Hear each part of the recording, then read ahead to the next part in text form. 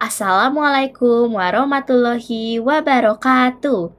Halo Bu Heni dan teman-teman semua, perkenalkan nama saya Michelle Barlian Apriliani dari kelas 10A nomor absen 23.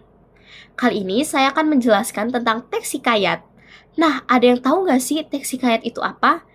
Teks hikayat adalah karya sastra lama berbentuk prosa Melayu yang berisi tentang kepahlawanan, keagungan, atau kisah-kisah yang bersifat rekaan historis, keagamaan, ataupun biografis. Teks ini biasanya menonjolkan unsur kemustahilan dan kesaktian tokoh serta berfungsi sebagai hiburan, pelipur kata, pembangkit semangat, dan media penyampaian nilai-nilai moral. Lah, kita lanjut ke tujuan. Tujuannya apa sih dari teks hikayat? Tujuan teks hikayat adalah sebagai hiburan melalui kisah-kisah imajinatif, membangkitkan semangat pembaca, menyampaikan nilai-nilai luhur ataupun moral, serta untuk meramaikan suasana atau acara. Nah, kita sekarang akan membahas mengenai struktur dari teks hikayat. Yang pertama itu ada abstraksi, ringkasan atau inti cerita dari teks hikayat yang bersifat opsional, bertujuan untuk menarik minat pembaca agar melanjutkan membaca cerita. Yang kedua ada orientasi. Orientasi ini adalah bagian pengenalan cerita yang berisi latar waktu, tempat, atau suasana. Berfungsi untuk memberikan gambaran awal agar pembaca lebih mudah memahami cerita. Lalu yang ketiga ada komplikasi, bagian yang berisi urutan peristiwa yang dihubungkan oleh sebab akibat.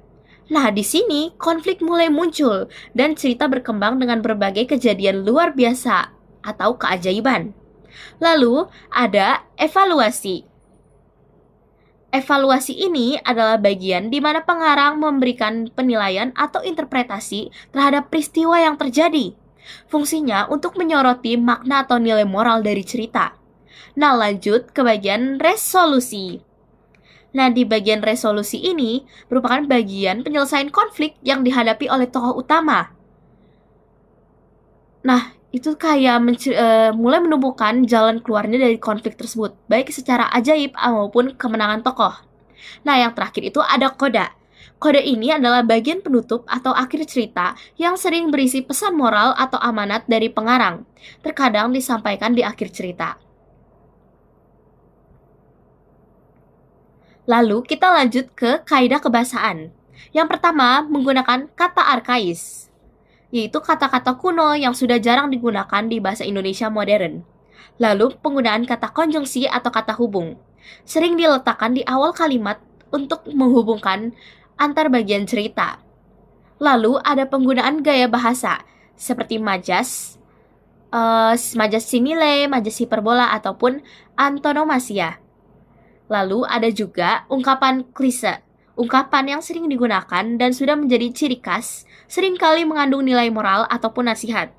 Lalu ada penggunaan struktur kalimat, itu ada kalimat inversi, kalimat urutan subjek predikat objeknya diubah dari susunan normal, sering untuk memberikan penekanan atau kesan dramatis. Ada juga kata sandang yang sering digunakan untuk memberikan penekanan atau kesan formal. Ini ada contoh dari teks hikayat mengenai hikayat Bayan Budiman. Ini merupakan hikayat Melayu asli. Bisa dibaca ya teman-teman. Dari sini juga kita bisa menentukan mana bagian-bagian dari struktur teks hikayat dan melihat penggunaan bahasanya. Sekian dari presentasi dari saya. Terima kasih. Wassalamualaikum warahmatullahi wabarakatuh.